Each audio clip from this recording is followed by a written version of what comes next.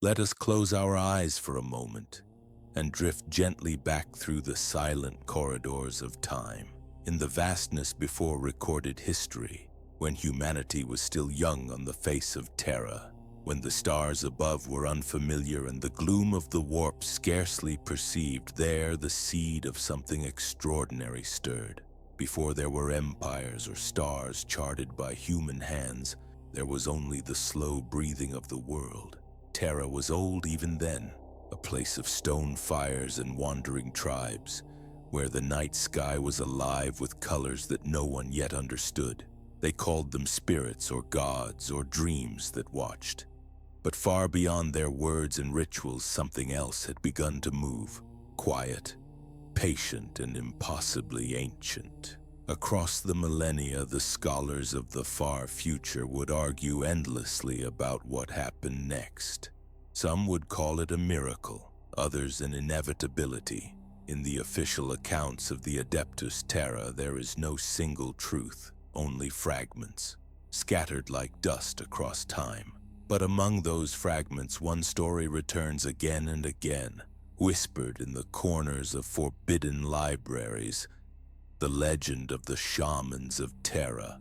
These shamans, it is said, were the first humans to truly see the warp, not as scholars or manipulators, but as seers, terrified and fascinated by what they found there. For thousands of years, they used that site to protect their tribes, healing the sick, guiding migrations, and binding their souls together against the horrors that lurked beyond the veil. Yet as the ages turned, they saw the truth. Every act of rebirth in the warp came at a terrible cost. When they died and returned, their spirits were hunted by darker things. Each reincarnation grew shorter, dimmer, until they knew that extinction would come, not from the flesh, but from the devouring madness that stalked their souls. And so, in one of humanity's oldest and most desperate acts, the shamans gathered in secret. They met in silence, in a place that was already ancient when the first rivers were young. They made a covenant, an impossible vow, to end their separate lives and become one, a single perfect consciousness. That night, thousands of fires burned across the plains. The air shimmered with energy as their spirits bled into the Imperium, merging in a storm of light and agony. When it ended, the dawn came quietly and a single child was born. He would be known by many names across history: the Master of Mankind, the Emperor, the Omnissiah, the One Who Guides. But in that first dawn, he was simply a child, silent, golden-eyed, and utterly still. The shamans had succeeded. Their sacrifice had birthed a being who carried within him the memories, wisdom, and psychic essence of an entire species. He was not a god, not yet. He was a man, but a man beyond measure. Of course, this tale is only one version. Others, written in forbidden Mechanicum scrolls and lost warp chronicles, tell of something different. Some claim the Emperor is a perpetual, one of a handful of immortal humans whose souls simply never fade. In this telling, he was born to a nameless woman in Anatolia around the 8th millennium before the current era, living countless lifetimes in secrecy. In others still, he is a convergence, a living manifestation of humanity's collective psychic will, formed not by ritual but by the natural evolution of the species itself. And in the dark corners of the Ordo Malleus archives, a few whisper that he was shaped by something even older, a hand that moved within the warp itself, unseen and incomprehensible. What is certain, even across the contradictions, is that he lived among humanity from the very beginning. He watched civilizations rise and fall, from the mud-brick cities of the first empires to the cold steel of orbital stations in the dark age of technology. He guided, counseled, and sometimes ruled, but always in silence, always hidden. He was there when the first myths of gods and heroes were spoken. He was there when men learned to kill in the name of ideas. And through it all, he never aged, never died, never stopped watching. Imagine it, a single consciousness stretching across all human history. To dream as one of us, century after century, knowing every triumph and every cruelty.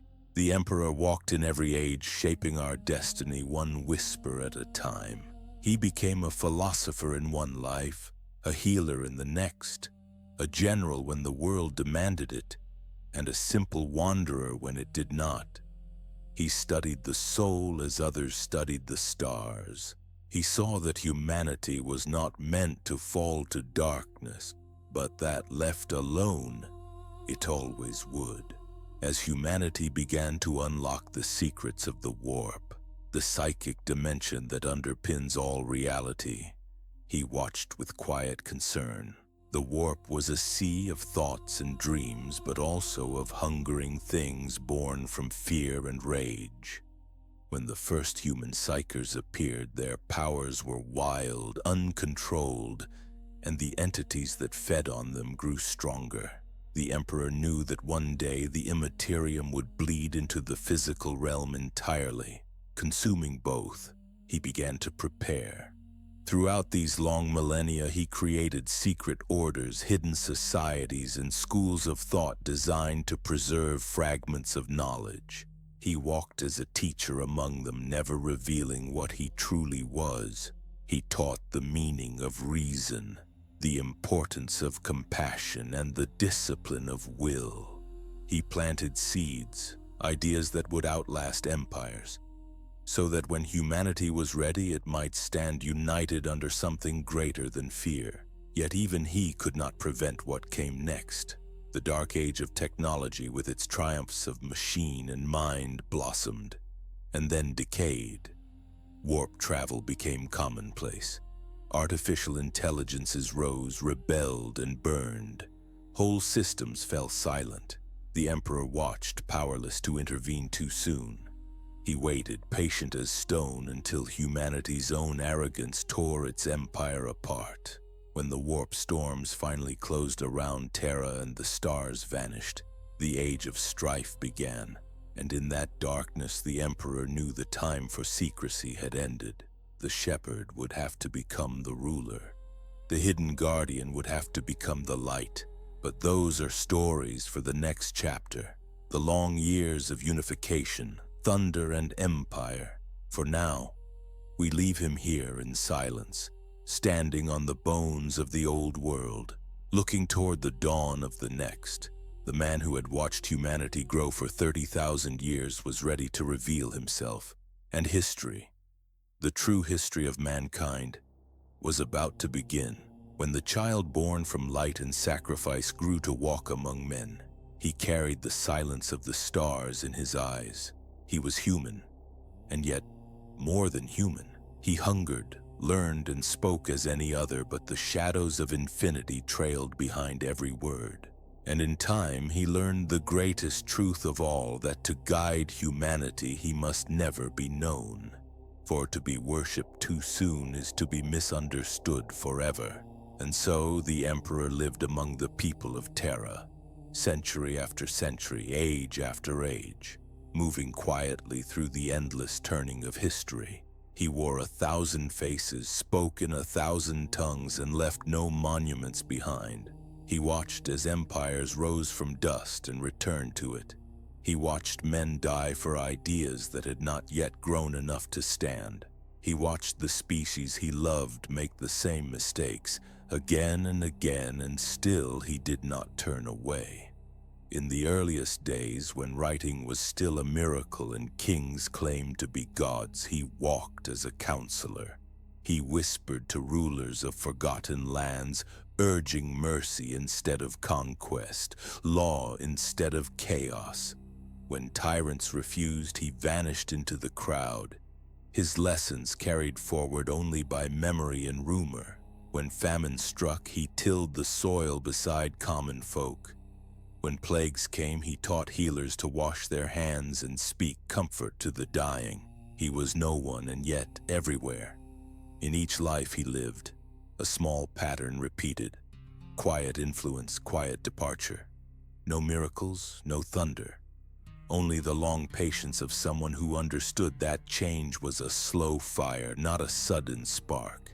Through the centuries, he studied not only humankind but the deeper mysteries of the warp itself. He saw the reflection of every emotion echoing there, a churning sea of thoughts given shape and hunger. Where humanity's minds were clear, the warp was calm. Where hatred spread, it grew dark and violent. He knew then that the true battle was not on the fields of men, but within the human soul. And so he set about a quiet work, the shaping of minds. He encouraged art, reason, and the study of nature wherever he went. He guided thinkers to question cruelty, to see unity as strength and superstition as a chain. He did not destroy faith. He understood that the human spirit needed hope, but he sought to turn that hope inward, away from external gods and toward the light within each mind. He believed that if humanity could one day see itself as divine, there would be no need for gods at all. There are legends passed secretly among imperial scholars of certain figures through history who bore an uncanny resemblance to him. Wise men, visionaries, reformers, and prophets whose teachings always bent toward enlightenment, compassion, or reason. Some whisper that he walked as Alexander's advisor, shaping the dream of a united world. Others that he studied as a philosopher in Greece, teaching moderation to the reckless and courage to the meek. There are tales that he walked the steppes as a tribal seer, crossed deserts as a teacher among nomads, or spoke softly to kings beneath the burning sands of the Nile. Each story ends the same way. The world changes slightly and the teacher vanishes. During the rise of the great empires, he saw humanity's brilliance, its boundless curiosity, its gift for creation.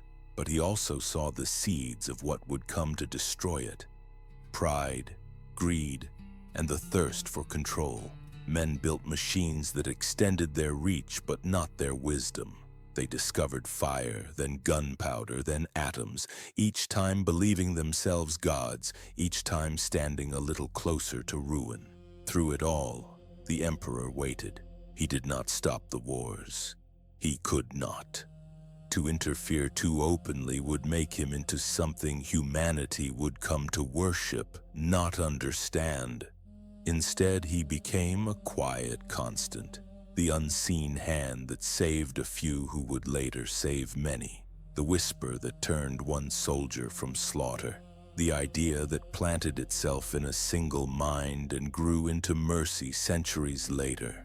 When the first scholars looked to the heavens and dreamed of flight, he encouraged them. When the first scientists spoke of logic, mathematics, and human potential, he watched with pride. Each step brought humanity closer to the stars and closer to its destiny.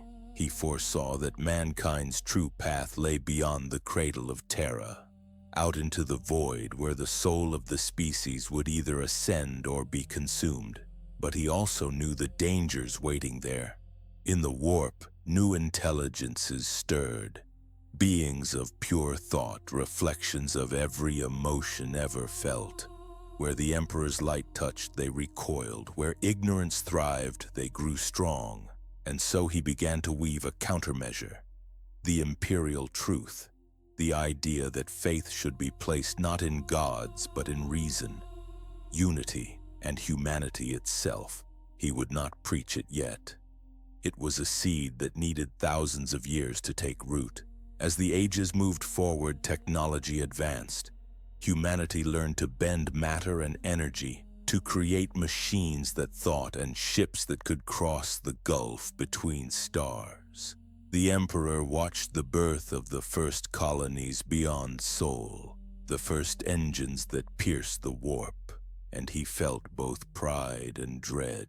For every wonder mankind created, there was an equal shadow.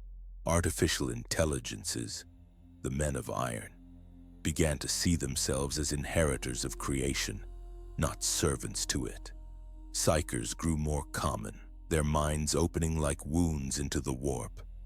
And all the while, humanity spread too fast, too far, too arrogantly. The Emperor's whispers could no longer reach every world. There are apocryphal accounts from that age, of a mysterious man who appeared before great disasters, urging restraint. On some worlds he was called the Golden Wanderer, on others the man who does not die.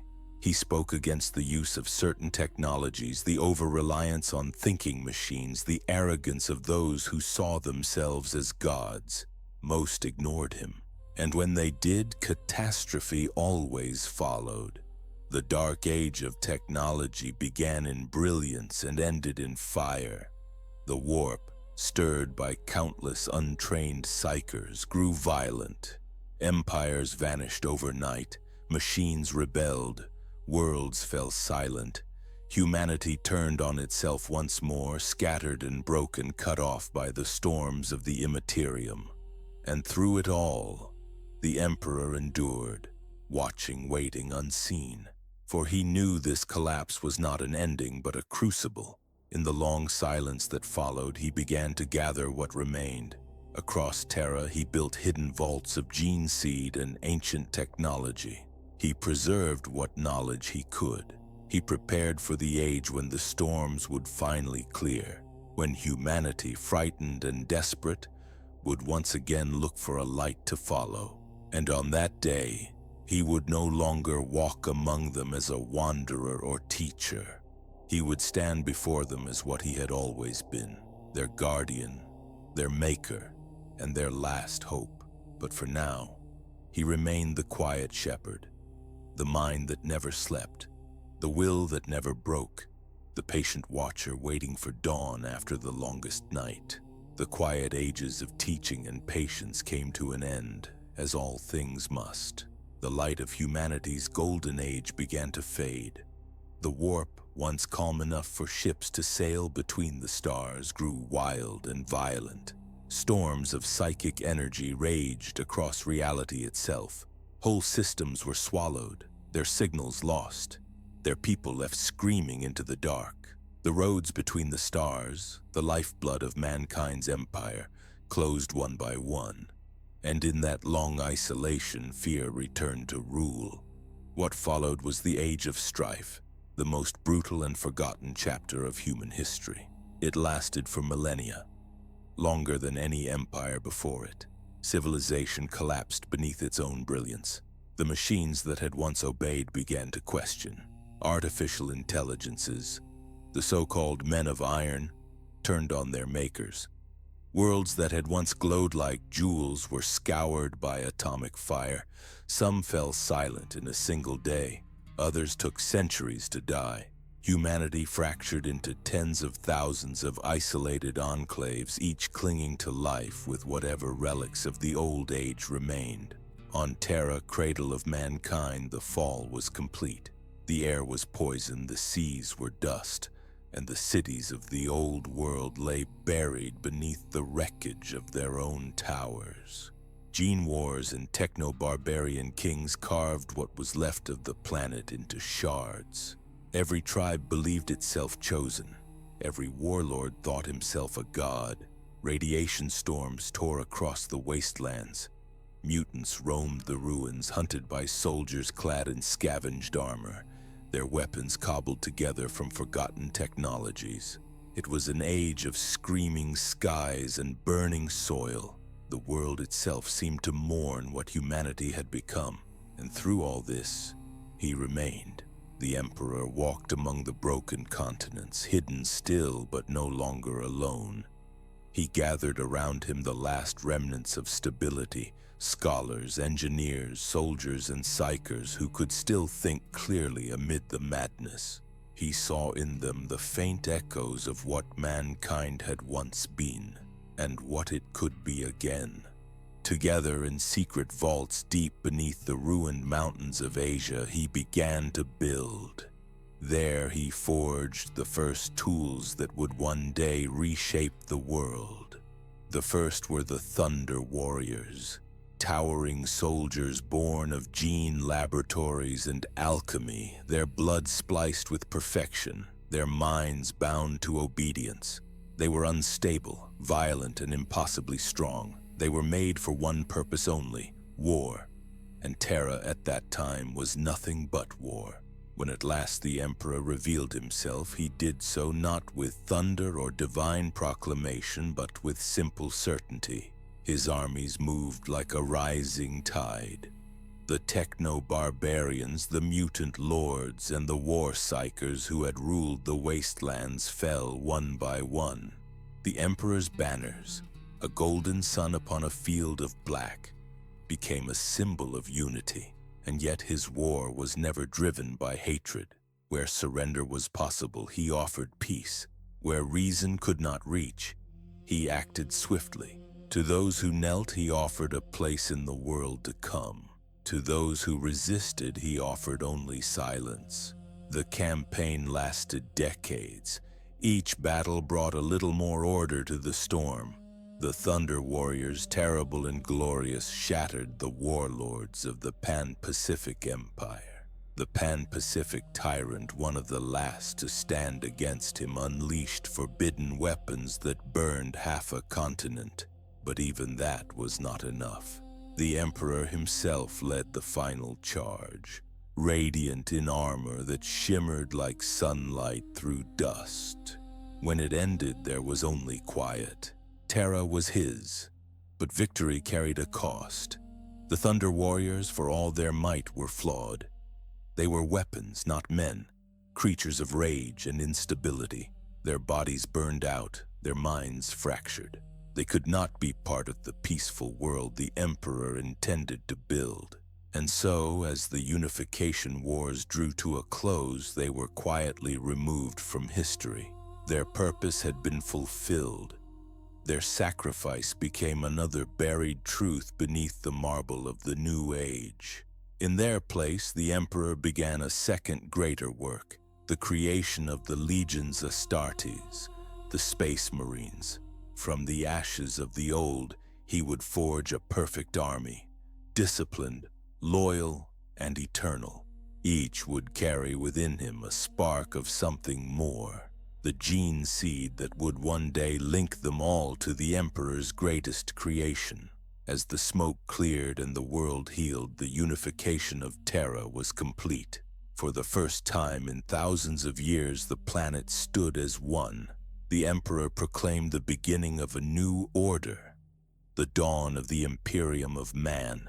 Its foundations were not built on worship or mysticism, but on reason, unity, and the rejection of superstition. This was to be a secular age, an empire of logic and strength, guided by the light of truth alone. The Emperor's vision was vast, stretching far beyond the world he had just conquered. He did not seek merely to rule Terra, but to reunite all of humanity scattered across the stars. He knew that billions of lives still burned in isolation on far-flung worlds, their technology decaying, their cultures mutated by war and time. He would bring them home. He would rebuild the human species into a single shining civilization, the kind that could stand eternal, unbroken by the horrors of the warp. But to do this, he needed more than soldiers. He needed builders, thinkers, and visionaries. And he needed an empire capable of sustaining itself through both science and will. Under his guidance, the first cities of the new Imperium rose from the wastes. The imperial palace, built atop the Himalayan mountains, became both fortress and symbol, a structure of impossible scale, rising from the bones of the ancient world. Around it, the mechanicum of Mars, newly rediscovered through fragile warp communications, pledged themselves to his cause. Their god, the Omnissiah, they said, had come in the flesh. Though he denied divinity, the Emperor accepted their allegiance, knowing that without their machinery and knowledge, the dream could not endure. Slowly, Terra began to breathe again. Radiation storms quieted. The seas, though poisoned, began to move.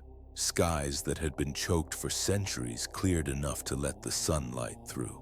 For the first time in an age, mankind could look upward and see the stars, and believed that reaching them might one day be possible. Yet even as he built, the Emperor never rested. His mind stretched across continents, across plans that would take millennia to complete. He created the Custodian Guard, his personal warriors crafted from his own genetic design, perfect beyond comparison. He established the Administratum to govern in his name. He laid the groundwork for an order of unity, truth, and progress that would one day encompass the galaxy. Still, there was unease in the shadows. Some among his followers whispered that the Emperor's new empire was too cold, too logical, that a people stripped of faith might lose their soul. He answered those fears only with silence. He believed that truth would set humanity free, and that the gods, both false and real, had done enough harm. And so the world turned quietly beneath his gaze. The flames of the age of strife were extinguished, replaced by the steady glow of renewal. But far above, in the howling tides of the warp, something stirred. The Chaos Powers had watched the unification of Terra with interest. They had seen this golden being rise, and they understood the threat he posed. The light he carried was the kind that burned shadows away. For now, they waited. And the Emperor, though he knew their gaze had fallen upon him, pressed onward. His next creation would shape the fate of the galaxy forever. For in the laboratories beneath the palace, amid machines that hummed like sleeping gods, the Primarch project was about to begin. Deep beneath the Imperial Palace, where the air was heavy with incense and machine oil, the Emperor began the work that would define an age. The unification of Terra was complete, but his gaze reached far beyond its poisoned skies. Humanity was scattered among the stars, fragmented, isolated, and lost to superstition. To reunite them, he would need more than armies. He would need leaders who could embody his vision. Living demigods, each carrying a fragment of his own perfection. Thus began the Primarch project. The laboratories were sanctuaries of light amid the ruin. Machines from the dark age of technology hummed softly, guided by the Emperor's hand and the knowledge of the Mechanicum of Mars, who served him now as the Omnissiah incarnate. Every wall glowed with sigils of order, every surface etched with runes of protection against the warp. Here, the Emperor worked not as conqueror or ruler, but as creator. 20 infants, each unlike any other, were conceived. The Primarchs, his sons, his generals, and his hope. Each was crafted with purpose. Courage without cruelty, intellect without arrogance, strength without corruption. In their gene seed, the Emperor wove the blueprint of the Astartes, a race of superhuman warriors who would march beneath their banners. The Primarchs would lead them, and through them mankind itself, into a new golden age. But even as he labored, the warp watched. It is said that when the 20 gestation pods neared completion, the veil between realities grew thin. Perhaps the Emperor's light had burned too brightly, or perhaps the Chaos Gods had finally decided to act. Whatever the cause, the laboratories of Terra were torn asunder by forces unseen. The stasis fields ruptured. The pods, still carrying their unborn children, vanished into the Imperium. In a moment of brilliant, blinding light, the Primarchs were scattered across the galaxy. The Emperor's grief was wordless. Some accounts claim that his anger shook the very earth, that the skies above Terra turned crimson for 3 days. Others say he simply stood in silence, his expression unreadable. For millennia, he had been patient. He had endured humanity's follies and failures with calm resolve. But this loss, this theft of his children, struck deeper than any wound, And yet, even here, he did not despair. He knew the warp was fickle, that even in chaos, patterns could be found. The Primarchs were alive, somewhere among the scattered human worlds. He would find them. He would bring them home. Until then, he would continue his work, for humanity could not wait. Using the genetic remnants left behind, the Emperor began the second phase of his plan, the creation of the Legiones Astartes. From the Primarch's lost DNA, he crafted their spiritual reflections, the Space Marines. Each legion would be modeled after one of his missing sons, carrying fragments of their father's design. 20 legions, each unique, each bound to serve in the Great Crusade that was to come. They were grown not as mere soldiers, but as symbols. Where the Thunder Warriors had been unstable, the Astartes were disciplined. Where the Thunder Warriors had burned too brightly, the Astartes would endure. They were the Emperor's angels, his messengers of order to the stars. Training began in secret. Across Terra, fortress monasteries rose from the ruins, each becoming a cradle for a legion. The first recruits were drawn from the hardiest survivors of the Unification Wars, men who had known nothing but struggle, now given new purpose. They were remade through science and faith and the Emperor's vision. Their bodies were rebuilt, their minds honed, their loyalty absolute. They became more than human, and less. Their names were stripped away. Their lives were given to the dream of a single being. When the first of them stood before the Emperor, armored in ceramite, their golden eyes mirrored his own. They knelt, and he blessed them.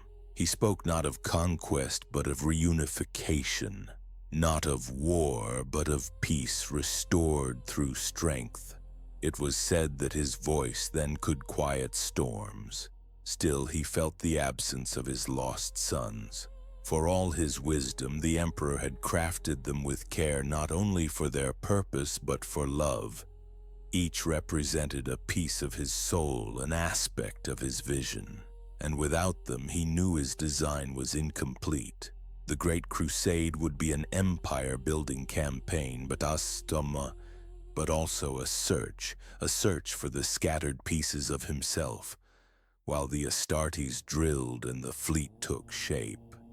The Emperor built the tools he would need to rule the stars.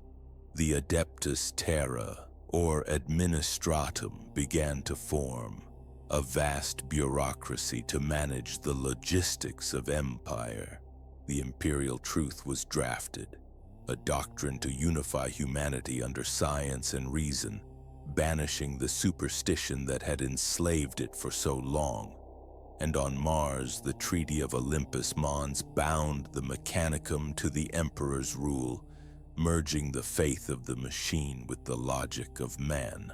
The first starships of the Imperial fleet were completed, vast Gothic silhouettes bristling with weaponry and lined with cathedral-like halls. The Emperor himself walked their decks, speaking with the officers, blessing the engines, ensuring that no fragment of warp taint lay hidden in their systems.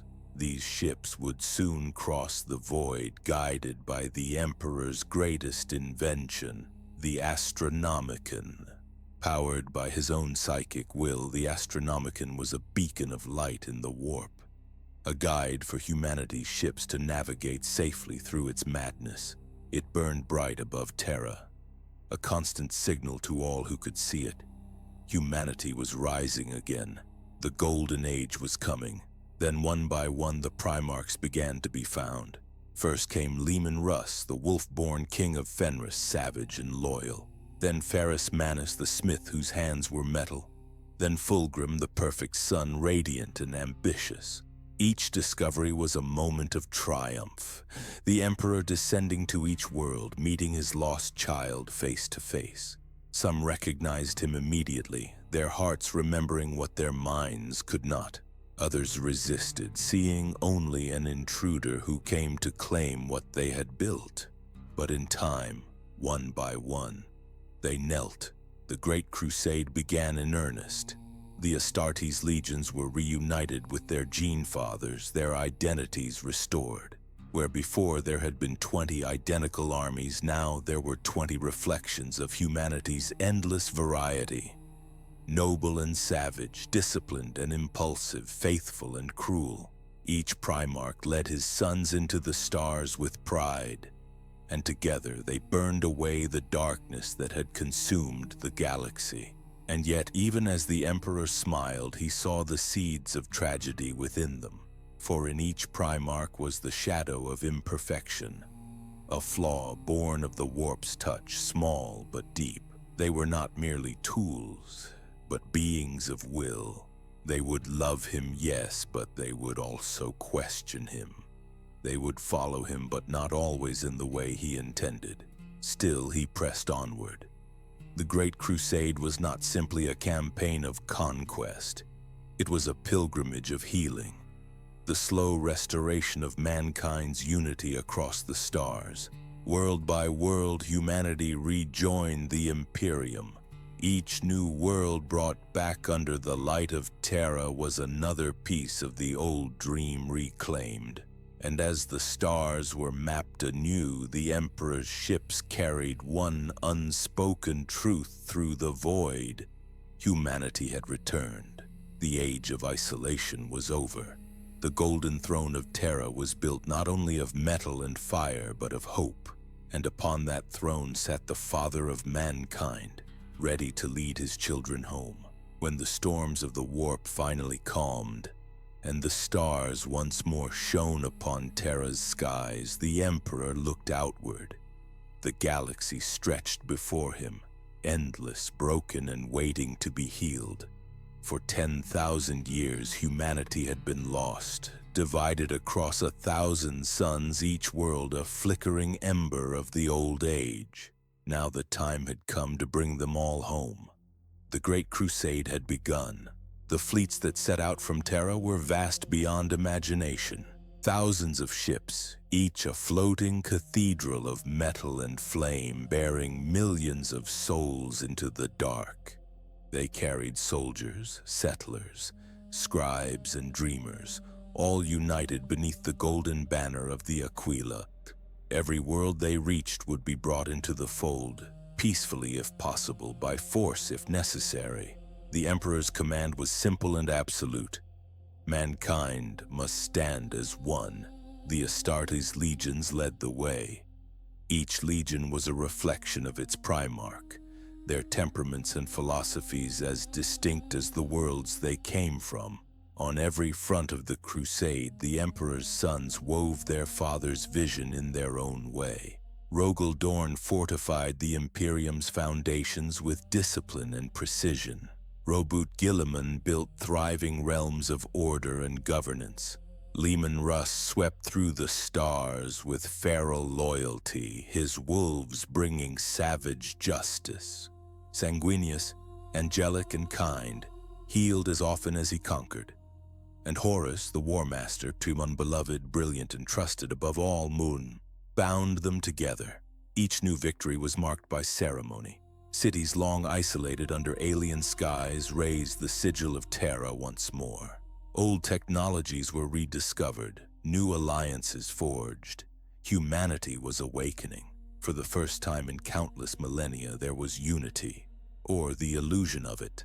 In truth, the seeds of doubt and pride were already sprouting, but for now they remained hidden beneath the gold. The Emperor himself led from the front in the early years. On the world of Ulanor, he stood beside Horus and addressed billions. He spoke not as a god, but as a man. Though his presence filled the air like a sunrise, he spoke of logic and brotherhood, of the end of ignorance. He promised that no human would ever again kneel to gods or monsters. Every world, every colony, every fragment of mankind would be brought beneath one truth, that humanity was its own salvation. But the galaxy was not empty. Across the stars, Xenos empires had taken root in humanity's absence. Some vast and ancient, others brutal and new. The Eldar, once lords of the stars themselves, now lingered in decline. their civilization cracked by the birth of Slaanesh. The orcs, ever-growing, roamed the void in endless war, and darker things stirred beyond the veil, their whispers heard by those who gazed too long into the warp. The Great Crusade was not just a march of enlightenment, it was also a war of survival. Yet the Emperor's armies moved like a tide, unstoppable. Every world they conquered was remade. Temples were torn down, libraries rebuilt, and factories reawakened. The imperial truth was preached as law. There were no gods, no demons, no spirits, only reason and progress. Faith was declared superstition. Religion was the chain that had bound humanity for too long, and now it was to be broken forever. In those days, to see the Emperor was to witness perfection. His armor glowed with light that was not light. His eyes saw through time and thought. Where he walked, men felt peace, as though all doubt were lifted. Even the Primarchs, beings of immense pride, bowed before him in reverence. He was not merely their father, he was the living proof that humanity could become something greater. And yet there was something distant about him. Though he loved his sons, he rarely showed affection. His thoughts stretched beyond them, to plans they could not comprehend. He spoke of psychic disciplines, of the dangers of the warp, of humanity's need for unity above all things. But he did not share his full vision. He could not. He carried secrets that even his most loyal children were not ready to hear. As the crusade expanded, the Emperor began to withdraw from direct command. The Imperium now spanned thousands of worlds, and the work of ruling required more than battle. He returned to Terra to oversee a new and secret project, one that would determine the fate of mankind for eternity, the Webway Project. It was his attempt to build a human path through the warp, safe, shielded, and untouched by the madness that had consumed the Eldar. If he could complete it, humanity would never again need to risk the dangers of the Imperium. It was, in many ways, his true purpose, the hidden reason behind everything he had done. To ensure the crusade continued in his absence, the Emperor appointed a war master, a single leader to command in his stead. He chose Horus Lupercal, his most trusted son. Horus, who had fought beside him longer than any other. Horus, whose charm and brilliance could unite even the proudest Primarchs. The choice was celebrated across the Imperium. There were great parades on Ulanor where the War Master knelt before his father and received the title. The Emperor embraced him, and those who saw it said it was as though the sun itself smiled.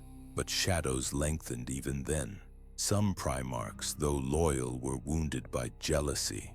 Others questioned why their father would retreat now when victory was so near.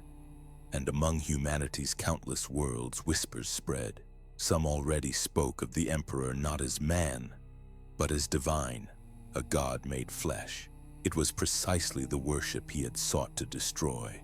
For now, though, the Great Crusade pressed on. Each legion carved its legend across the stars. The Imperial fists built fortresses that could defy eternity. The Blood Angels brought beauty and grace to the void. The Ultramarines crafted order from chaos, founding civilizations that still endure. Even the more brutal legions, the World Eaters, the Night Lords, the Iron Warriors, had their place in this great design, each hammering the galaxy into shape in their own way. World by world, the map of the Imperium expanded, a great mosaic of gold spreading across the void. And in the quiet moments between wars, when the guns fell silent and the fleets drifted in orbit above a newly reclaimed world, there was peace, a fleeting, fragile peace, the kind that makes men believe the darkness will never return. The Emperor's dream seemed close at hand. For a time, even the warp itself grew calm, as if holding its breath.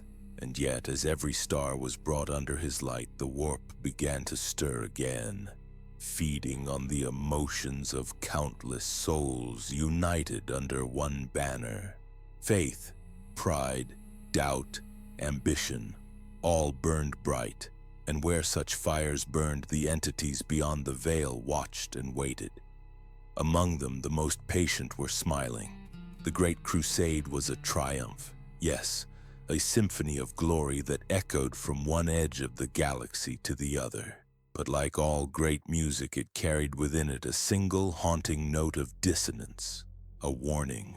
The light that shines too brightly casts the deepest shadow, and soon even the Emperor's most perfect son would turn to face that shadow and find himself unable to look away. The Great Crusade was not only a campaign of conquest, it was also a crusade of belief. From the beginning, the Emperor had declared his purpose clear. Humanity would be freed from ignorance, freed from superstition, freed from the tyranny of gods, both real and imagined. This vision, known as the Imperial Truth, was the foundation upon which the Imperium was built. It was a philosophy of reason, of light against darkness, a dream that mankind could live by knowledge, not fear. But humanity is not a creature of reason alone. Even as the legions marched from world to world, spreading the word of unity, faith continued to take root in the cracks between certainty. For though the Emperor forbade worship, his presence inspired awe. He glowed with psychic radiance. His every word carried weight that defied understanding. To see him was to believe in something greater. And so, quietly, inevitably, people began to pray. At first, these prayers were whispered in secret. Scribes would write his name in the margins of their reports. Soldiers would bow their heads before battle. Colonists would build small shrines to the light of Terra. The Emperor himself rejected all of it. To him, worship was poison. He knew the truth of the warp. That faith and emotion fed its entities. That belief itself could give birth to monsters. He had seen it happen before in the fall of the Eldar, and he would not let it happen again. But among the stars, his words grew distant. His image, carried by rumor and retelling, began to change. Where once he was a teacher, now he was described as a savior. Where once he had spoken of logic, now people spoke of miracles. And even among his sons, the Primarchs, opinions began to divide. Some believed utterly in his vision. Robuta Guilliman governed Ultramar with a scholar's devotion to the imperial truth, building secular worlds of order and law. Rogel Dorn obeyed the letter of the Emperor's command, holding discipline as his faith. But others questioned. Lorgar Aurelian, Primarch of the Word-Bearers, was chief among them. Lorgar was not like his brothers. Where they saw conquest, he saw purpose. Where they built empires, he built devotion. He loved the Emperor more than any other, but in his love he saw divinity. He believed that the Emperor was not merely a man, but God incarnate. His legion became missionaries, turning every victory into a sermon, every world into a shrine. Where the imperial truth demanded reason, the word-bearers brought faith. Their monuments rose high and golden, covered in scripture and prayer. For a time, the Emperor allowed it. He hoped that Lorgar's zeal would fade, but it only grew. And when reports reached him that whole sectors had been delayed for decades while the word-bearers spread worship instead of compliance, his patience ended. The punishment was swift and terrible. The Emperor ordered the Ultramarines to the world of Monarchia, Lorgar's shining capital, a city built as a temple to the Emperor's glory. Before the eyes of the word-bearers, the city was leveled. Every spire, every statue, every cathedral, all burned to ash. Lorgar was forced to kneel before his father amid the ruins. And there the Emperor spoke only one sentence. You were meant to bring enlightenment, not superstition. To Lorgar, it was not correction. It was betrayal. His love was cast aside as heresy, and in the hollow space left by his faith, something darker began to whisper. In the years that followed, the Emperor turned his attention to a different problem, one that would shape the destiny of the Imperium forever. Across the Crusade, psychers, men and women born with the ability to touch the warp, had become increasingly common. The Primarchs themselves were divided on how to handle them. Some, like Magnus the Red, saw psychic power as a tool of understanding, a bridge between the material and the immaterial. Others, like Mortarion and Leman Russ, saw it as corruption, a doorway through which demons might enter the world. To resolve this growing conflict, the Emperor called for a grand convocation, a council unlike any before or since. It would be held on the planet Nicaea, beneath skies of pale blue and glass towers that shimmered in the sun. Every Primarch attended. Thousands of scholars, psychers, and soldiers gathered. For weeks, the greatest minds of the Imperium debated the nature of the warp, the dangers of sorcery, and the future of humanity's psychic evolution. The records of that council have been retold so many times that no two accounts are the same, but the essence remains. The Emperor sat upon his golden throne, radiant and still. Magnus spoke for the librarians, the Nualis, the sanctioned battle psychers who served alongside the legions. He argued that understanding the warp was the only way to master it. Ignorance, he said, was the true danger. Without study, humanity would forever be prey to forces it could not comprehend. Opposing him was Russ, grim and unwavering. He spoke of possession, of worlds lost to madness, of warriors whose minds had been turned inside out by demons. The warp, he said, could not be tamed. It could only be resisted. Others joined the debate. Dorn, Perturabo, Sanguinius, Horus, each bringing reason, experience, or fear to bear. For days the council swayed between voices of knowledge and voices of caution. The Emperor listened. He said little, and when he did, it was with the quiet gravity of one who already knew the ending. At last his verdict came. He declared that the study of psychic sorcery, the summoning of warp entities, and the direct manipulation of its forces was forbidden. The librarius programs were to be disbanded. Those who practiced the arts of the warp would cease their use within the legions. Magnus, though uncondemned, was warned. He bowed, but his eyes burned with sorrow. The Emperor's words had the weight of eternity, but for Magnus they felt like a door closing. The Edict of Nicaea became law, and though it was meant to protect humanity, it would instead divide it. In the quiet after the council, the Primarchs returned to their wars. Some rejoiced, believing the warp safely sealed away. Others mourned the loss of knowledge. And the Emperor, alone upon his throne, felt the inevitable tremor of fate. He knew Magnus's heart. He knew the dangers that lay ahead. But the future was already in motion, drawn by the gravity of his own choices. The imperial truth remained unbroken. Outwardly, worlds still echoed with the promise of reason. But beneath that promise, something had changed. Faith had not died. It had only gone underground. Men still whispered his name as prayer, and in the warp, their words took form. Where once there had been only chaos, now there was purpose. Where once there had been hunger, now there was devotion. The Emperor had silenced religion across the galaxy, but in doing so, he had created the conditions for a single perfect faith, one that would outlast even him. The galaxy still burned with golden light. The crusade still marched.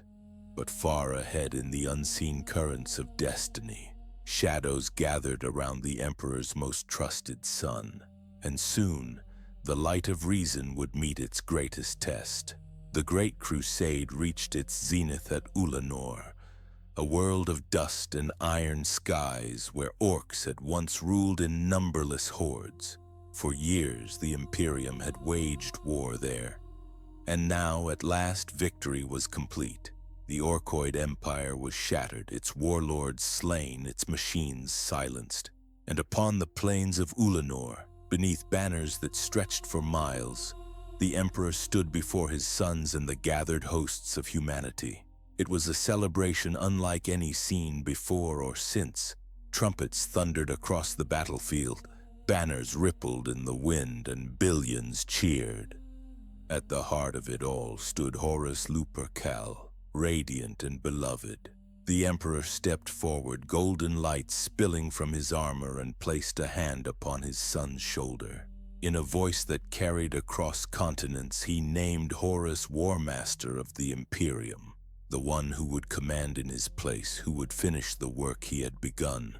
The galaxy was to be united under the Warmaster's hand, while the Emperor returned to Terra to labor on his secret project, the Webway, humanity's bridge to eternity.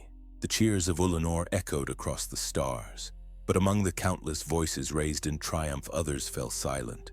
Some Primarchs bowed with pride, others bowed with bitterness, for though Horus was the Emperor's most trusted son, he was not the only one who believed himself worthy. Angron, the Crimson Warrior of Nuceria, saw it as insult. Perturabo, master of siegecraft, saw it as a slight. Even Fulgrim and Lorgar, each in their own way, felt the sting of exclusion. Only Sanguinius, gentle-hearted, seemed truly glad. The Emperor departed soon after, leaving the Warmaster to his duties. Horus took command with confidence, and for a time the crusade burned brighter than ever. World after world fell to the banners of the Imperium. Each legion, under Horus's direction, found its place in the great design. And yet, for all his success, a shadow began to grow behind him. It began as such things often do, in whispers. Rumors carried between fleets, questions about the Emperor's absence, about the purpose of his new work on Terra. Why had he withdrawn now, when unity was so near? Why had he left his sons to fight and die while he sat in silence? No one dared speak these thoughts aloud. But in the quiet of the void, resentment has a way of finding form. The Warmaster's burden grew heavy. He bore the weight of an empire, the expectations of brothers, and the adoration of billions. He loved the Emperor with all his heart. Yet a seed of doubt had been planted there long ago, and in the warp such seeds do not die. It was during this time that the word-bearers, Lorgar's legion, made contact with the sons of Horus once more. They had been humbled after Monarchia, but they had not forgotten. Lorgar had turned his gaze inward, searching for meaning beyond the Emperor's silence. And in his search he had found something else. The ruinous powers, the gods of the warp, who spoke to him not with condemnation but with love. They promised him truth beyond truth, divinity beyond logic, purpose beyond obedience. And through him, their whispers reached Horus. The first to act was Erebus, a chaplain of the word-bearers. He approached the Warmaster not as a preacher, but as a friend, kind, humble, and wise. He spoke to Horus of the Emperor's secrets, of the hidden gods of the warp, and of the destiny that awaited mankind beyond the lies of the imperial truth. At first, Horus dismissed him, but Erebus was patient. He waited for the moment when doubt would become pain. That moment came on the moon of Davin. It was meant to be a simple campaign, the cleansing of a world that had once been loyal, now fallen to corruption. But what waited there was a trap. When Horus descended upon the planet, he found it crawling with plague and decay. The very air seemed to whisper his name, and in the heart of a ruined temple he met an old comrade, turned into something twisted and wrong. They fought, and Horus triumphed, but in victory he was wounded, not by blade, but by corruption itself. A weapon tainted by the warp pierced his flesh. The Warmaster fell. His sons carried him back to their ship, the Vengeful Spirit, and for days he hovered between life and death. No medicine could heal him. No apothecary could touch the wound without withering. And so, in desperation, the word-bearers offered a solution, an ancient ritual of healing. learned from the priests of Davin's surface. It was forbidden, yes, but it was the only chance to save their father. The ritual was performed in secret. A circle of chanting acolytes surrounded the War Master's body, their voices low and rhythmic. Candles flickered, incense thickened the air, and in the warp, the gods watched. Horus awoke, not upon his ship but in another place, a realm of impossible beauty and horror. He saw visions of the Emperor's empire, endless, bright, and cruel. He saw humanity enslaved by order, stripped of will. He saw himself standing in defiance, leading his brothers not as servants but as gods of their own making. And in the shadows of that vision a voice spoke, gentle, loving, eternal. It told him he had been betrayed. It told him the Emperor's dream was a lie. It told him he was destined for more. When Horus awoke again, he lived. The wound was gone, his body was whole. His eyes, though, were not the same. They burned with understanding and with doubt turned to certainty. To his sons he was still the War Master, reborn and wise. To himself he was now something else. He had seen the truth, or what he believed to be the truth. He had seen gods, and in their reflection he saw himself. At first his change was subtle. He spoke more softly, thought more deeply, smiled less. He questioned the Emperor's purpose, not with rebellion but with reason. He wondered why his father hid so many secrets, why he forbade worship, why he left his sons in ignorance. And when his brothers came to visit, Fulgrim, Angron, Mortarion, they found themselves drawn to his words. He spoke with conviction, with compassion, with the certainty of one who believed he had been chosen. The seeds of heresy took root not in rage but in love, love for the Emperor, and the belief that he had lost his way, love for humanity and the conviction that it deserved the freedom to choose its own gods, love twisted by the whispers of powers that fed on it. From that moment on, the galaxy itself seemed to lean toward shadow. Worlds once loyal grew restless. Legions that had fought side by side began to drift apart. And in the warp, the four great powers, Khorne, Nurgle, Tzeentch, and Slaanesh, stirred and smiled. The War Master had turned his face toward them, and they would not let him go. The Emperor, far away on Terra, continued his secret work, unaware, or perhaps unwilling to see what was coming. He had placed his trust in his greatest son, and now that trust would shatter everything.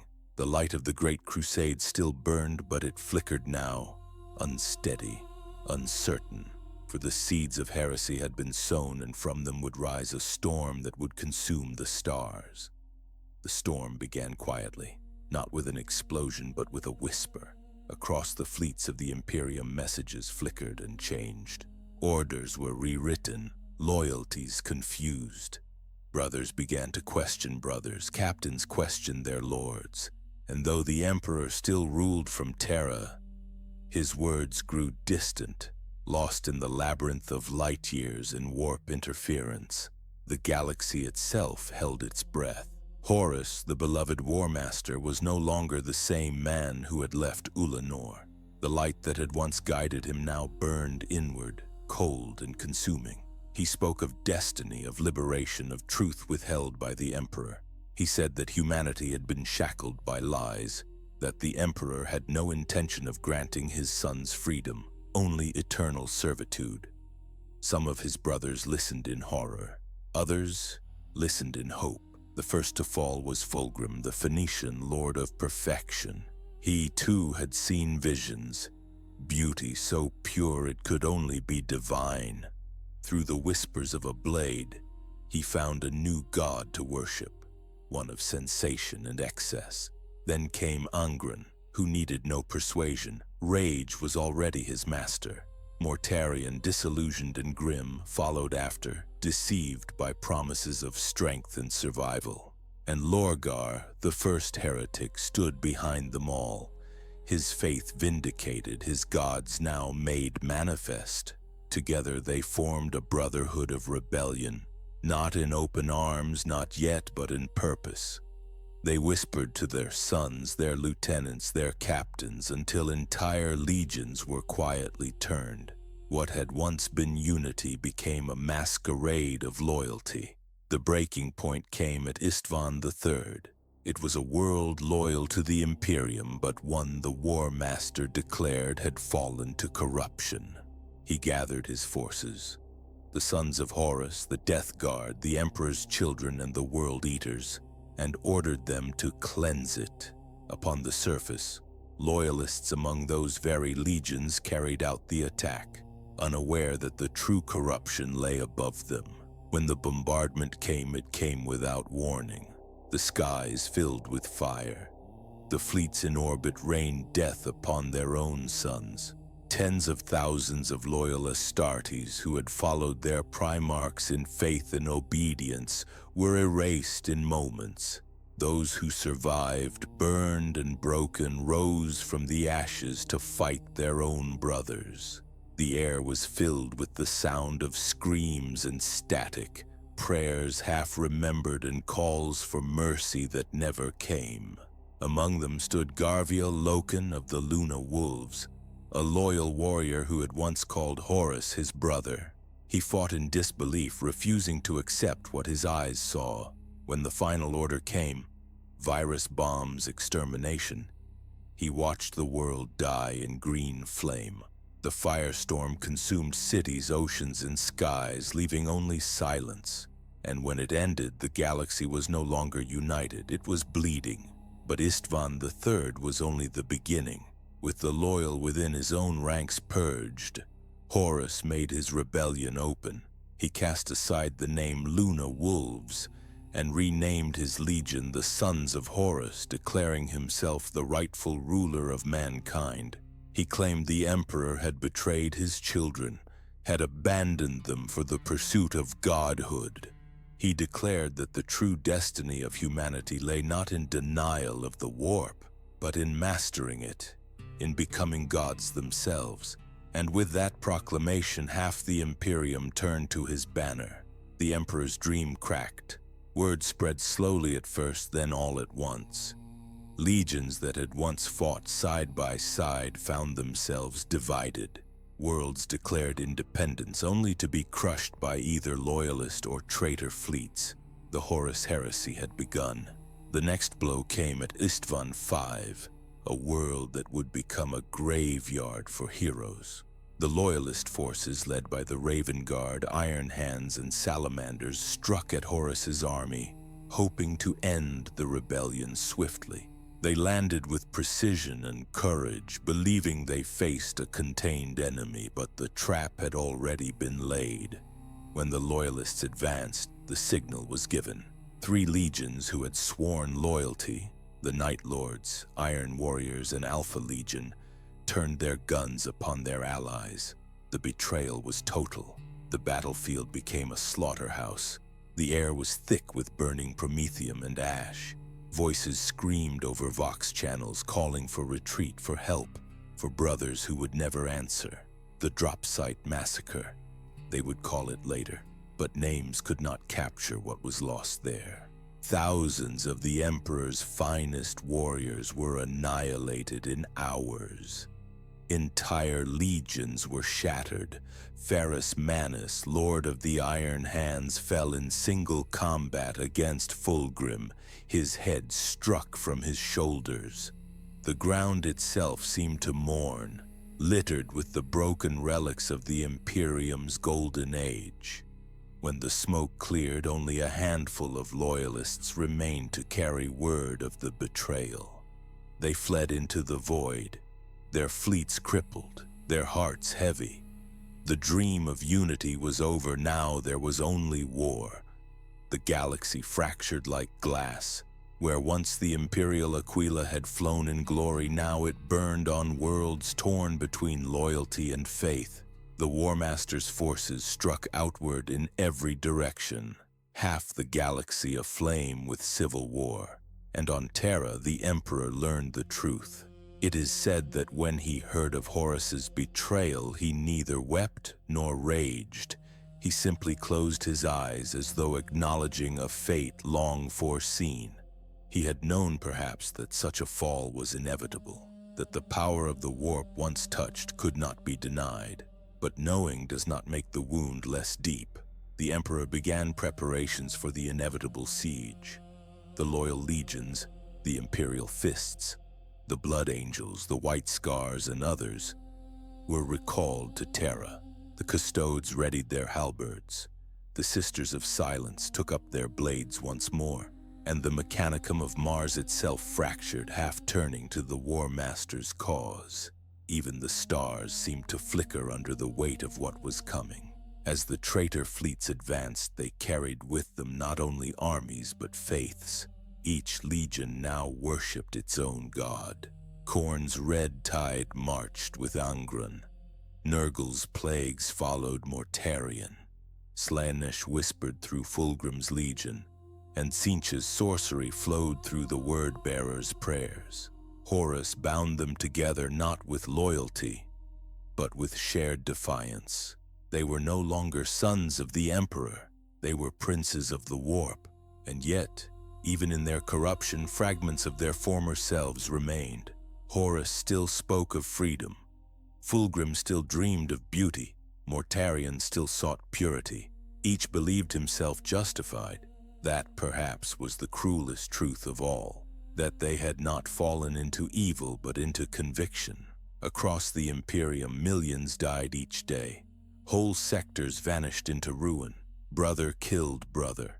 Worlds burned until nothing remained but dust and silence. The Emperor's dream of reason and unity was dead, slain not by alien claws but by human hands. And still the Emperor did not abandon them. From his palace upon Terra, he prepared for the final battle, the one he had always known would come. For there could be no peace now, no reconciliation. Only the reckoning between father and son. The stars themselves seemed to dim, and in the dark between them the gods of the warp laughed, for the age of mankind's pride was ending, and the long night was only beginning. Night came to Terra not as darkness, but as a sound, a low, unending thunder that trembled through the bones of the world. From orbit to atmosphere to soil, the War Master's armadas arrived in layers like storm fronts, their silhouettes blotting out the sun. Engines glowed on the far edge of the sky, and the old seas reflected a second horizon made of flame. For weeks before the first landings, the people of Terra heard only distance. Alarms marching, the whisper of prayers they had been told not to speak. The Imperial Palace did not look like a palace anymore. It was a continent of stone and warding sigils, a mountain range of bastions and cyclopean walls threaded with kill zones and void shield towers. Within its labyrinth, Rogel Dorn moved with unbreakable calm, placing each piece of the defense as if he were setting a single perfect nail. The Imperial Fists stood upon the ramparts. The Blood Angels prepared their red-winged hosts. The White Scars tuned engines that would carry them in quicksilver arcs wherever the line thinned. Golden cloaks flickered in the breeze as the Legio Custodes took position, their halberds bright and still. In the silence beneath the earth, the Sisters of Silence waited at threshold vaults, their presence like sealed doors in the warp. And at the heart of it all, within the master of mankind's inner fastness, Malkador the Sigillite sat upon a throne that was never meant for him, holding closed a wound in reality by the precision of his will. It cost him years and hours and then everything. Across the system the traitor banners gathered. Horus came at last, his flagship the Vengeful Spirit casting an omen over Luna. Mars, already broken by civil war, burned behind him, the dark mechanicum crafting living engines of hate. Demon forges woke, Titan Legios marched. The sons of Horus, World Eaters, Death Guard, Emperor's Children, Iron Warriors, Night Lords, Alpha Legion, and the Word Bearers formed the encircling scythe. Where they trod, reality thinned to accommodate new gods. The first blows of the siege were not assaults, but unmaking. Orbital bombardment flattened the lands around the palace into glass. The Eternity Wall Gate shook beneath a rain of macro shells that fell in the rhythm of a slowed drum. The Saturnine and Lion's Gate sectors took the weight of super-heavy engines, each hit sounding like a bell tolling the hour. Within the walls, the air tasted of copper and ash. On the parapets, helms turned inward.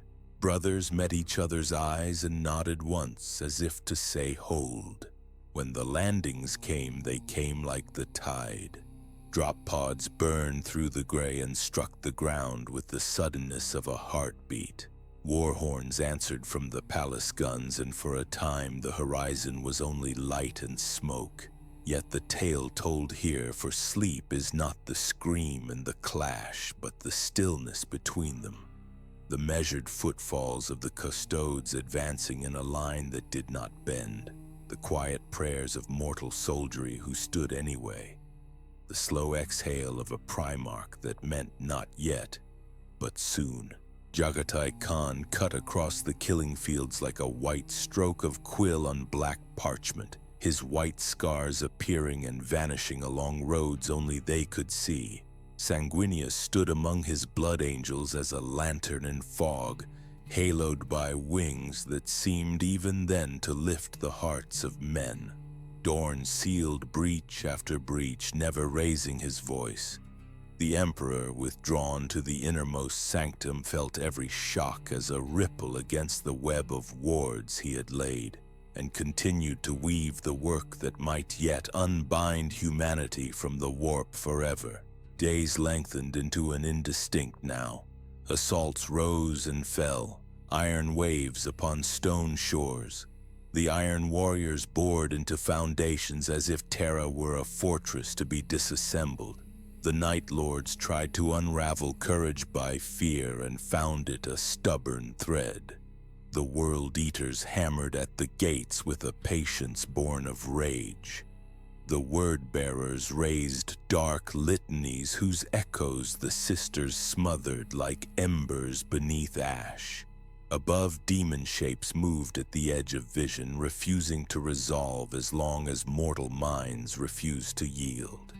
Key ground changed hands and changed back. The Lion's Gate spaceport cracked, fell, lit the sky with magnesium-white grief, and pieces of it rose again under loyalist counterstroke like a hand groping for purchase. At Saturnine, where angles and ranges formed a geometry Dorn alone understood fully, the line held against odds that would have bent iron into wreaths. And within that long vigil, stories happened quietly. A Vox officer who still sent clean coordinates though the world shook. A mortal standard bearer who stood at his post until there was only the post. A custodian whose breathing never quickened. In those days, rumors traveled through the defenders like moths. The Dark Angels and Ultramarines were coming. The Space Wolves burned but unbowed were making speed. Entire segmenta were shifting. Hope ran ahead of truth and kept pace with despair. Horus heard those rumors too. In the calculus of rebellion, time had turned against him, and so the War Master made a choice that was both tactic and invocation. He lowered the void shields of the vengeful spirit. In the palace, the Emperor understood the meaning immediately. It was an invitation and a trap, a summoning and a wager. If he came, the end could be won. If he did not, Terra would drown by inches. There were no other paths left. The future had narrowed to a single thread. He gathered a chosen company. Sanguinius, Rogel Dorn, the Custodes, and others whose names dissolve into legend. They stood in a circle of light within the gate chambers, and for a moment the noise of the siege dropped away as if a hand had covered the world's mouth. Then the teleport beacons flared. Boarding the vengeful spirit was like stepping into a palace dreamed by a fevered mind. Corridors rearranged themselves. Familiar geometry failed. Where there had been metal, there were halls of impossible marble. Where there had been bulkheads, there were vistas looking into nothing. Time stretched and folded. The boarding parties were scattered as if by a gentle, merciless wind. Sanguinius found his road alone. Quietly, he passed through a ship that had become a cathedral, to an idea of freedom sharpened into cruelty. At the end of that road, in a chamber that remembered Ulanor and mocked it, the angel met the brother he loved. Accounts differ here, as they should when the truth involves the souls of gods and men. Some say Horus tried persuasion first, voice full of the warmth that had lifted worlds. Some say he offered Sanguinius a spared Imperium crowned in beauty without conscience. Others say there were no words at all, only understanding and refusal. What all agree upon is the end. Sanguinius stood and would not yield.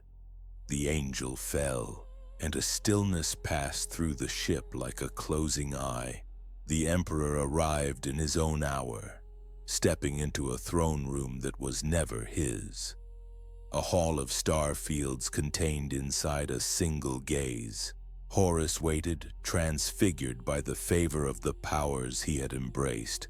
Not a monster, but a vision of strength without mercy, purpose without humility. Father and son faced each other, and in the space between them, the entire fate of mankind balanced like a coin that has not decided which side it prefers. The duel that followed is told with voices hushed even among historians.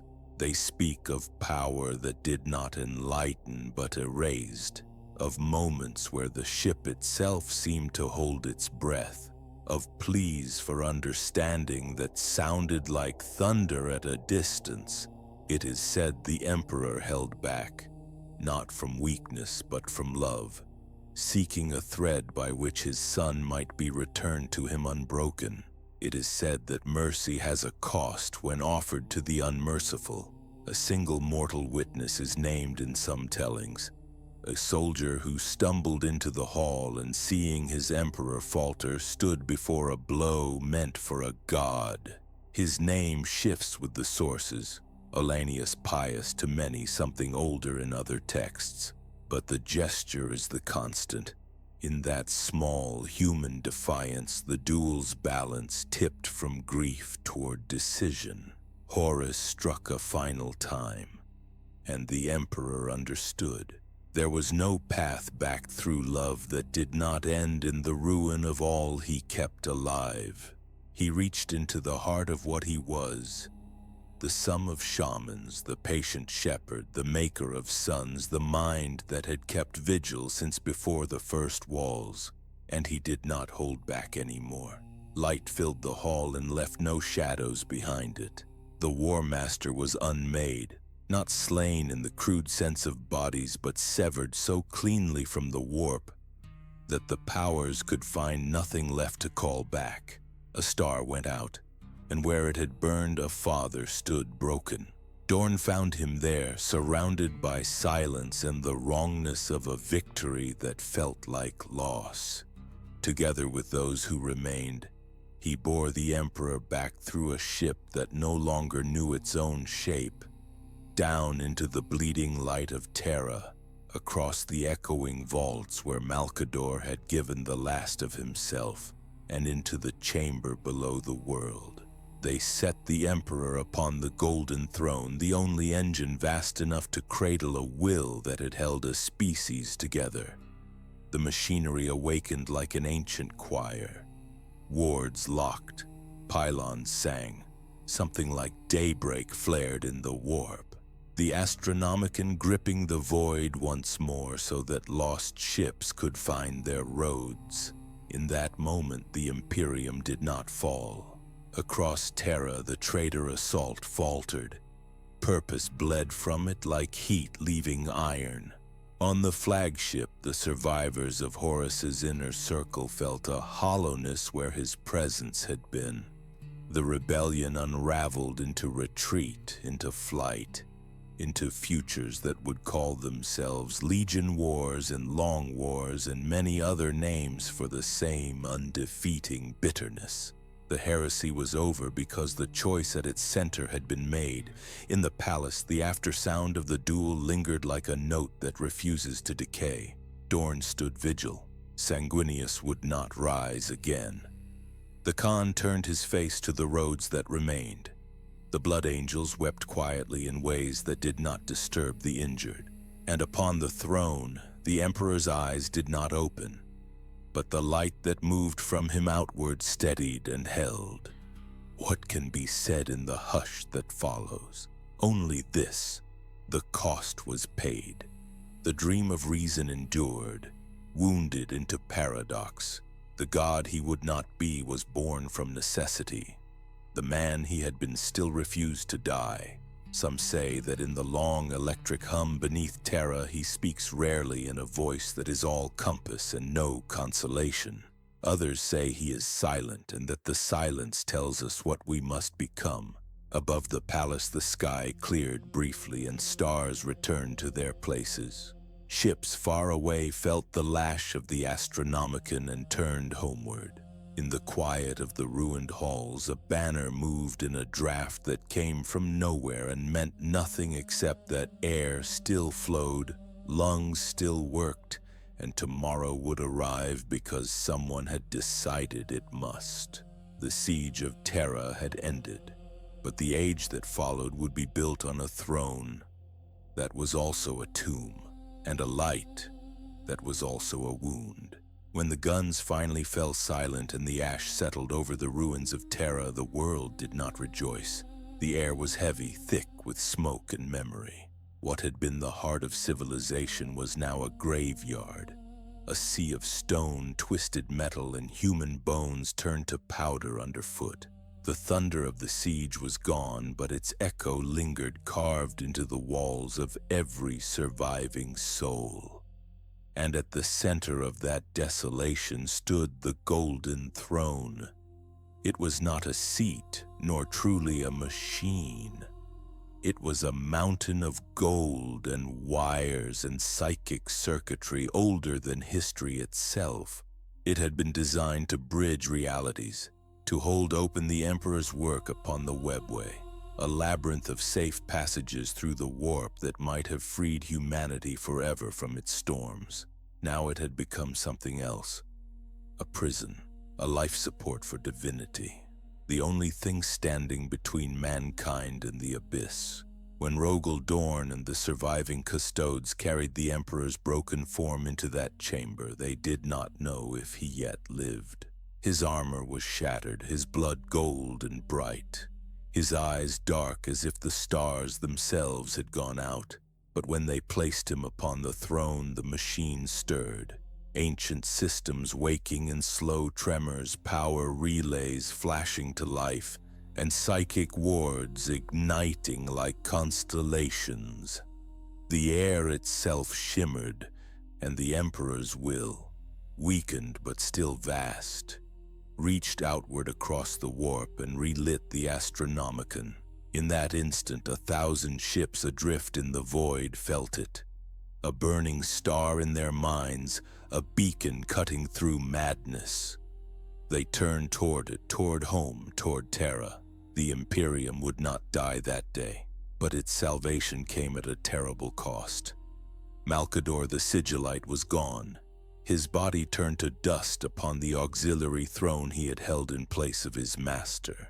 His sacrifice had kept the webway breach contained long enough for the Emperor's return, and in doing so, he had spent the last of his life force.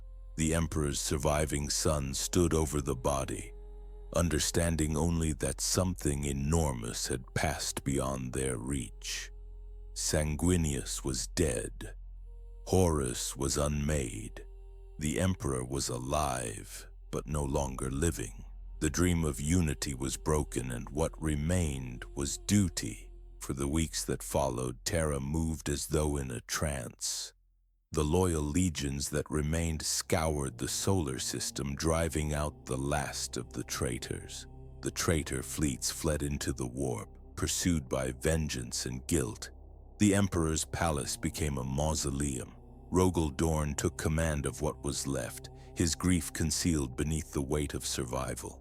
He began the work of rebuilding, though even he knew it would take more than walls to mend what had been lost. Those who tended the Emperor's body learned quickly that he could not be removed from the throne. The machine and the man had become one. Without its power, his body would fail. Without his mind, the Astronomicon would go dark. And so they kept him there, sustained by arcane machinery, fed by the life force of 10,000 psychers sacrificed each day to fuel his eternal vigil, a ritual that continues still 38 millennia later. The Mechanicum of Mars, now the Adeptus Mechanicus, swore to preserve the throne's function even as they forgot the science behind it. What had been technology became theology. Its maintenance became liturgy. Each spark of electricity a prayer, each turning gear a hymn. Across the Imperium, grief transformed into reverence. The Emperor had forbidden worship, but now he was absent. Silent, unreachable, and in that silence, humanity began to speak for him. They called him the God Emperor. They said he had ascended to a state beyond flesh, that his throne was not a tomb, but a gateway to eternity. His sacrifice, they said, was proof of divinity. Rogel Dorn tried to resist this tide. He enforced the imperial truth as best he could, forbidding open worship, insisting that reason endure. But reason was a fragile light in the ruins of a world that had nearly ended. The people needed something more than logic. They needed faith. The transformation was gradual, almost imperceptible at first. Monuments rose not to the Emperor as ruler but as savior. The sigil of the Aquila became a symbol of devotion. Priests began to appear in secret, gathering followers who prayed for his continued strength. And while the High Lords of Terra, a new council formed to govern in his stead, dismissed these cults as harmless superstition, the idea spread. For how could he not be divine? He had defeated gods. He had saved the species from extinction. He had died and yet remained. Even the Primarchs who survived could not escape that truth. Robert Guilliman, recovering in his realm of Ultramar, began the long process of codifying the legions into chapters, dividing their power to prevent another civil war. He called it the Codex Astartes, a doctrine of restraint and order. He wept as he wrote it, knowing it marked the end of an era. The legions were gone, brotherhood replaced by regulation. Each chapter would carry its own colors, its own heritage, its own isolation. The unity that had defined the Astartes was fractured, perhaps forever. Dorn returned to the palace and built tombs instead of halls. He ordered the construction of the Phalanx, a fortress ship to guard Terra for eternity. He spoke little, slept less, and dreamed not at all. The Emperor's body was no longer a living presence, but a constant reminder, a figure of gold sitting unmoving, eyes closed, the faint pulse of his will still radiating like the heartbeat of a dying star. The age of the Imperium began in this silence. It was not the golden age the Emperor had promised. It was a long twilight of bureaucracy and ritual, of survival through stagnation. And yet, it endured. For though the Emperor's voice was gone, his will remained imprinted upon the warp itself. Ships still navigated by his light. Psychers still drew power from his radiance. And sometimes, just sometimes, those who stood before the throne felt something, a thought not their own, a whisper across eternity. Some said it was guidance. Others said it was nothing more than the echo of a god who no longer remembered what it was to be human. But in the endless halls of Terra, among the incense and the chanting of 10,000 priests, Hope and despair became the same thing. Both pointed toward the golden figure that had saved the world. As the centuries passed, the throne became a paradox, both miracle and curse. It kept the emperor alive but trapped. It kept the Imperium alive but dying. The very thing he had built to free mankind from the warp now required endless sacrifice to maintain. Every day 1,000 psychers were led into the light of the throne, their energy consumed to feed the beacon that guided humanity's fleets. Their ashes were carried away in silence, their names unspoken. It was necessary, they said, necessary for the survival of all. And so the Imperium endured, not in glory but in defiance, an empire of faith built upon the body of a man who had once despised religion, a dream turned inside out, shining still but cold. The Emperor's great vision of reason and unity lay buried beneath cathedrals, incense, and dogma. And yet, somewhere beneath all that, his original purpose still flickered, faint, unyielding, waiting. The Astronomicon still burns. The throne still hums. And in that humming, in that faint vibration through the metal bones of Terra, there is a heartbeat. Whether it is the Emperor's or humanity's, no one can say.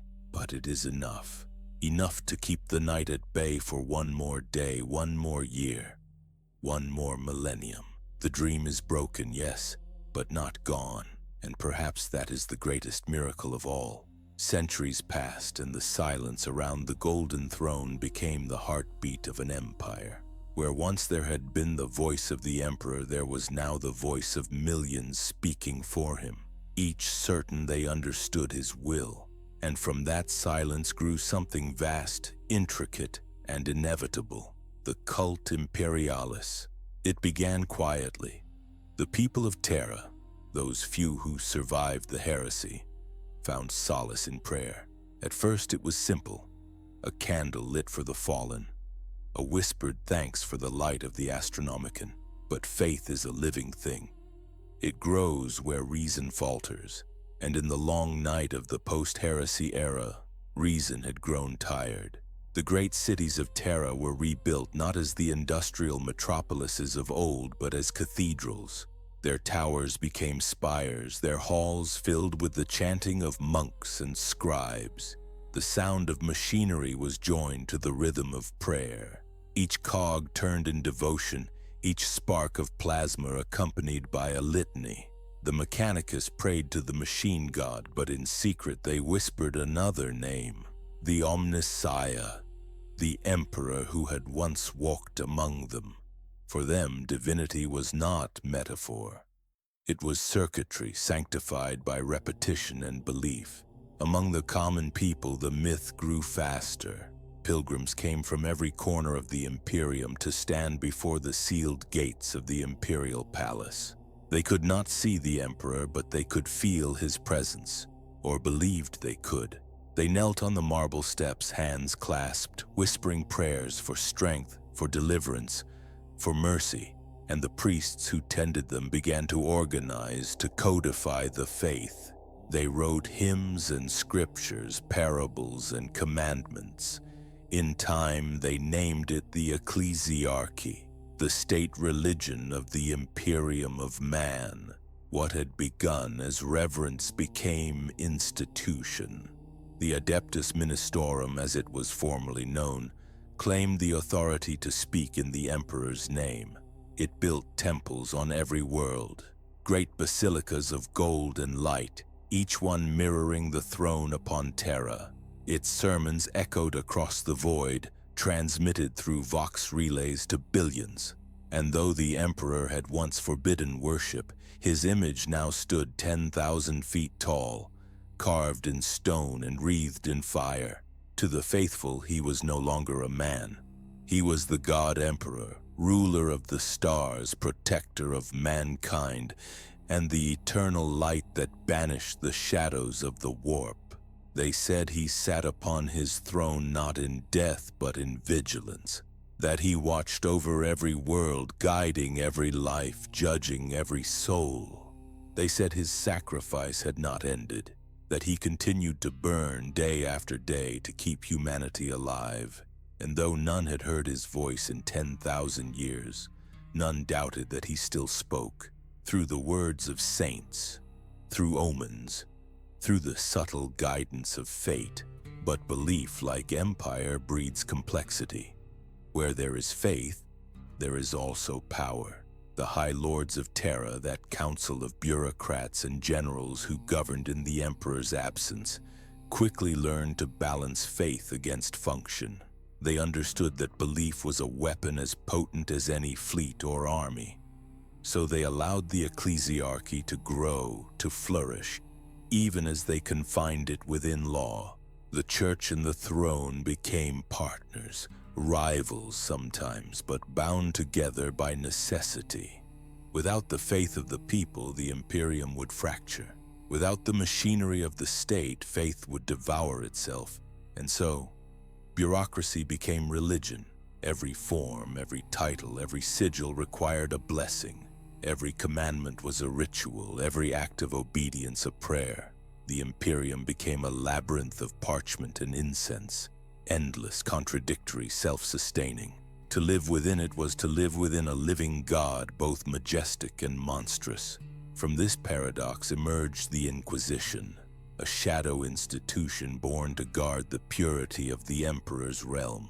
Its agents, the Inquisitors, were given absolute authority to root out heresy, mutation, and corruption.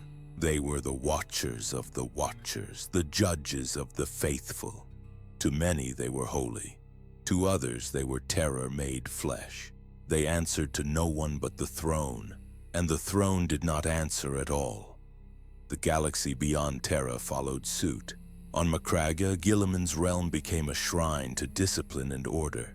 On Baal, the blood angels built cathedrals of red marble, their chaplains speaking of the Emperor as the source of all light. On Fenris, the space wolves sang sagas of the All-Father who forged them in his image. Each chapter, each world, each culture reshaped the Emperor's memory in its own reflection. 1,000 interpretations, 1,000 heresies, all claiming truth. And yet, for all its contradictions, the faith held. For 10,000 years it held. Through rebellion and plague, through invasion and despair, humanity clung to the idea of him, the golden figure upon the throne, unchanging while everything else decayed. He was their anchor, their justification, their solace. To speak against that faith was death, the imperial truth. The dream of a rational mankind had become the greatest heresy of all. Those who remembered it in secret did so with whispers, passing forbidden books between hands under candlelight. They called themselves remembrancers or historians or simply seekers.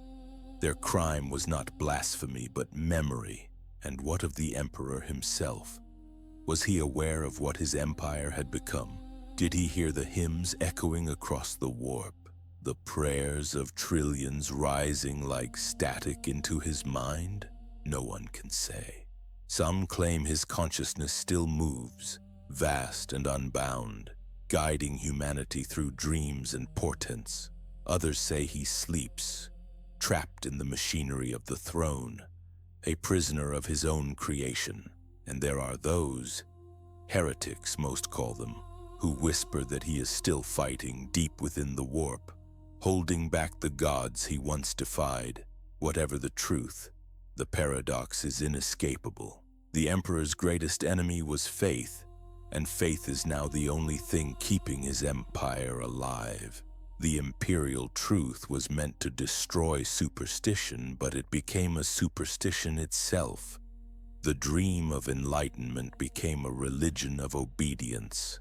The quest for unity became a machinery of survival, and yet there is a strange grace in it. For all its cruelty, for all its decay, the Imperium endures. Worlds still turn, children are still born, ships still sail through the void, guided by the light of a man who will not die. Perhaps the Emperor foresaw even this, that reason could not save mankind, but belief could. Perhaps he understood that to preserve the species, he had to become its god. In the end, belief and bureaucracy are not so different. Both seek order from chaos. Both demand faith, one in logic, the other in ritual. Both, in their own way, are prisons, and both keep the night away. The golden throne still hums. The Astronomicon still burns. The prayers still rise. And somewhere in the quiet between those prayers, the Emperor's last dream endures, not as truth, nor as lie, but as the endless effort of a species to remember what it once wanted to be. 10,000 years is a long time for silence to endure. Even the stars themselves drift apart in that span, their light stretching thinner with every century. Yet still, across the void, the light of Terra burns, the Astronomicon, the Emperor's beacon, a wound of gold in the endless dark. For millennia, it has guided ships fed by endless sacrifice. For millennia, the Imperium of man has endured, vast, decayed, brutal yet unbroken. And through it all, upon his golden throne, the Emperor has neither spoken nor stirred. Until now. The age of the Imperium is an age of paradox. Humanity rules the galaxy, yet is enslaved by its own fear. Every world is a fortress, every citizen a believer. To live is to serve, to die is to be forgotten. The Imperium survives not through wisdom or progress, but through the sheer momentum of faith and bureaucracy. An empire that does not remember how to change, only how to endure. And at its heart sits a god who once swore there were no gods. For 10,000 years, the Emperor's light has burned without a word. But those who stand closest to the throne say they feel something. A pressure in the air. A pulse behind the skull. A faint hum that seems almost to form words. Some claim he speaks still. Through dreams, through miracles, through the rare voices of his chosen saints. Others insist he is gone. His consciousness scattered like stardust, leaving only a shadow that remembers what it once was. But recently, something has changed. The galaxy shudders once more. The cicatrix maledictum, a wound across the stars, has torn reality in half. The warp itself bleeds into the material realm, splitting the Imperium into two. Worlds on one side still see the Astronomicon's light. The others are lost in endless storm. Demons walk the stars again. Old enemies rise anew. And in the center of this chaos, a long-dead sun awakens. Robuta Guilliman, the Primarch of the Ultramarines, the architect of order, the last remnant of reason, was restored to life by miracle and technology combined. The details are legend. An alien blade, an ancient pact, the work of the Eldari, and the will of a few who still believed that mankind's salvation lay not in gods, but in men. He rose again in a world he did not recognize, an Imperium twisted beyond even his imagination. When Guilliman walked the halls of the Imperial Palace for the first time in 10,000 years, he wept. He saw an empire built in his father's name, but not his father's image. He saw cathedrals where libraries had once stood, priests where scholars had once taught. He saw men and women praying to a god who had once commanded them to abandon gods. And when he looked upon the golden throne, he fell to his knees. The Emperor sat as he always had, still radiant, unknowable. Cables and conduits ran from his body into the machine around him, disappearing into endless coils of gold and iron. The air shimmered with psychic power so strong it could crush a mortal mind in seconds. Guilliman could not tell if he breathed. He could not tell if he was even aware. And yet, when he looked into his father's face, he felt something. Not a word, not a thought, but a presence, vast and sorrowful, as if the weight of 10,000 years had become self-aware. In that moment, Guilliman understood the truth that no one else had dared to face. The Emperor had not ascended to godhood. He had not died. He had become something worse, a living machine bound to the task of keeping humanity alive at any cost. Every day, 10,000 psychers died to feed his light. Every day, he held back the warp with sheer will. Every day he endured, not as a god, as a prisoner. When Guilliman rose, he was no longer simply a Primarch. He was a prophet of disillusionment, and yet from that disillusionment came purpose. If his father could endure 10,000 years for humanity, then so could he. He would save this empire, not because it was pure, but because it must exist. Even corrupted, even broken, the Imperium was still mankind's only shield. He took command once more, reluctantly, solemnly. The Imperium, shattered by the Great Rift, became two realms. The Imperium Sanctus, where the Emperor's light still reached, and the Imperium Nihilus, where it did not. Guilliman became regent of both, a mortal steward of a divine corpse. He restored order where he could, rallied fleets, reforged armies, and rekindled hope. He reintroduced reason, logic, and the faintest glimmer of the old imperial truth. But everywhere he turned, he met resistance, not from enemies, but from faith itself. The ecclesiarchy called him the emperor's chosen son, yet condemned his attempts at reform.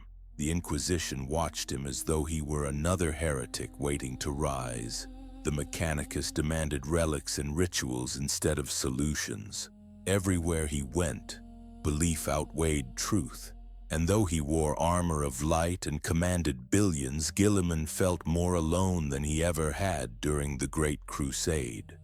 For then at least he had believed in a dream. Now he walked through its ghost. Still he persisted. He could not resurrect the past, but he could build upon what remained.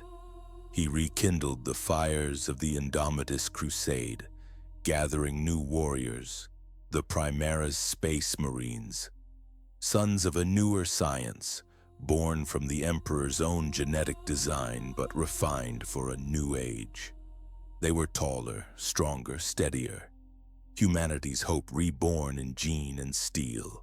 They spread across the galaxy, rekindling the light where it had gone out. The crusade became a second dawn, if only for a time. And through it all, Guilliman returned often to the throne. He would stand before it in silence, watching the golden figure and speak as if to an unhearing father. He would tell him of victories, of failures, of the faith that had replaced knowledge, of the empire built in his name. Sometimes he begged for guidance. Sometimes he simply spoke to fill the silence. And sometimes he believed he heard something answer. Not words, never words, but a presence. Vast, heavy, electric like the air before a storm. A pulse of will, a flicker of thought. And within that flicker, Guilliman felt an emotion that startled him. Not anger, not command, but sadness. A boundless, weary sorrow. Was it his imagination? Or was it the Emperor himself trying to reach out through the suffocating layers of machinery and prayer and faith that had entombed him? No one can say. But the moment changed Guilliman. He stopped arguing with priests. He stopped mocking the idea of divinity. He began to speak of the Emperor not as man or God, but as something beyond both. Something that must endure because all else would fall without him. And perhaps he was right.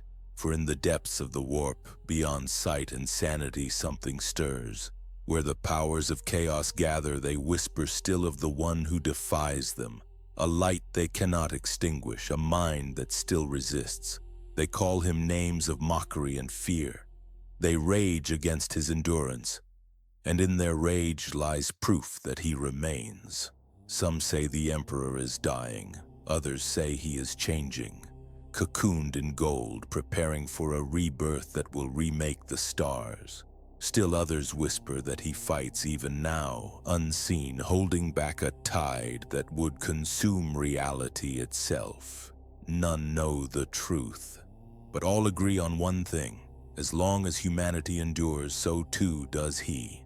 The galaxy burns again, just as it did 10,000 years ago. But this time, the Imperium fights not for conquest, nor even for reason, but for survival. And at its heart, bound to his throne, the Emperor still dreams. Dreams of unity, dreams of peace, dreams of a future that has not yet come to pass. Perhaps one day he will awaken. Perhaps one day his silence will end. Perhaps one day the dream of reason will rise again from the ashes of faith. But until that day comes, the throne endures, the light burns, and mankind walks the narrow road between damnation and deliverance, guided always by the hand of a God who never wanted to be one. And so the story ends as it began, with a man who sought to save his species and in doing so, became its eternal guardian, the Emperor of mankind, father, tyrant, savior, prisoner, God, the last light of reason in a universe of endless night.